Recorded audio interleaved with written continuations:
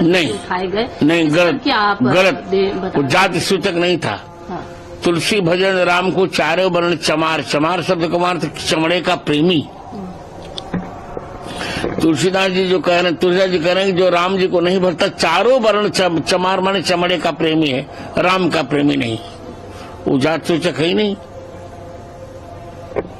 और चमार शब्द जात सूचक है नहीं, चमार शब्द वहां है ही नहीं, किसी मनुस्मृति में जाति की बात इसका प्रयोग भी नहीं हुआ है। ये तो चर्मकार का अपभ्रंश है। लेकिन सवाल तो बहुत सारे उठाए जा रहे हैं, अन्य पार्टी ये बात ऐसी है, कुटिल राजनीति कर रहे हैं जिनको चुनाव जीतने की। नहीं, जिनको कुछ करना नहीं हो तो करेंगे ही करेंगे। प्रश्न कहते हैं न, खिसियानी बिल्ली कम में को नोचे। उनको कुछ करना नहीं है, अब अच्छा कार्य हो रहा है तो प्रश्न उठा रहे हैं। और चुनाव जीतने के लिए करे कौन कौन बड़ा पाप करे? इतना बड़ा काम तुमने किया है क्या? 60 वर्ष तुम्हारे पास भारत रहा, क्या किया तुमने? अब भारत 5वीं अर्थव्यवस्था हो गया, अब धीरे धीरे तीसरी होगा, अब फिर प्रथम हो जाएगा। तो आप इसको किस दृष्टि से देखते हैं? जो राजनीति हो रही है या धर्मनीति है, क्या मानते हैं आप? कुछ नहीं, ये मूर्ख नीति है। जो विपक्षी दल कह रहे हैं इसको आप मूर्ख नीति मूर्ख नीति मान रहा हूँ। तथ्यहीन, जो कुछ करें सब तथ्यहीन है, सारे तथ्यहीन है। लेकिन दिन नजदीक है, एक लंबा संघर्ष आपका रहा है और आपकी इच्छा भी थी, आपकी प्रतिज्ञा भी पूरी हुई। सबसे पहली प्रतिक्रिया आपकी जानना चाहूंगी। 14 वर्ष के वनवास के पश्चात भगवान राम के आने पर अयोध्या वासियों की जो प्रतिक्रिया हुई थी, वही प्रतिक्रिया इसमें मेरी है। मेरे हर्ष का कोई ठिकाना नहीं है। मैंने 3 प्रतिज्ञा की थी, 2 प्रतिज्ञाएं। पहली कि अयोध्या में इकट्ठा करने तब आऊंगा जब राम जन्मभूमि का निर्णय हो जाएगा, एक। और दूसरी प्रतिज्ञा की थी कि अपनी राम कथा में श्री राम राज्याभिषेक का उत्सव तब करूंगा जब ये निर्णय हमारे पक्ष में आ जाएगा। दोनों प्रतिज्ञाएं भगवान ने पूरी कर ली, तो मैं बहुत प्रसन्न हूँ। आज से यज्ञ भी शुरू हो गया है। कहाँ?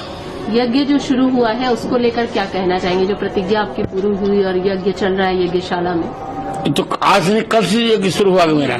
क्या इसका पूरा उद्देश्य? पाक अधिकृत कश्मीर हमको मिल जाए, इसलिए यह यज्ञ हो रहा है।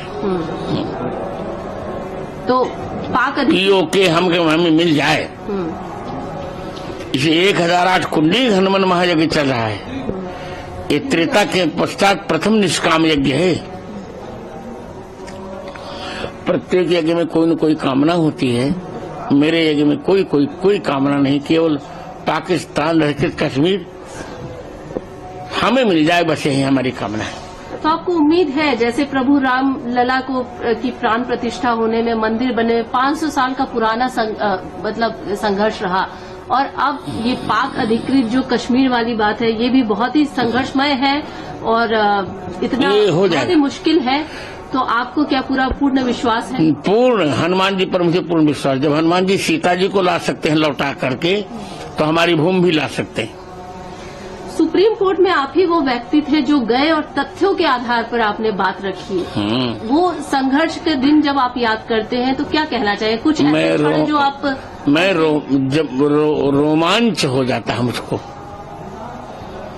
क्योंकि मैं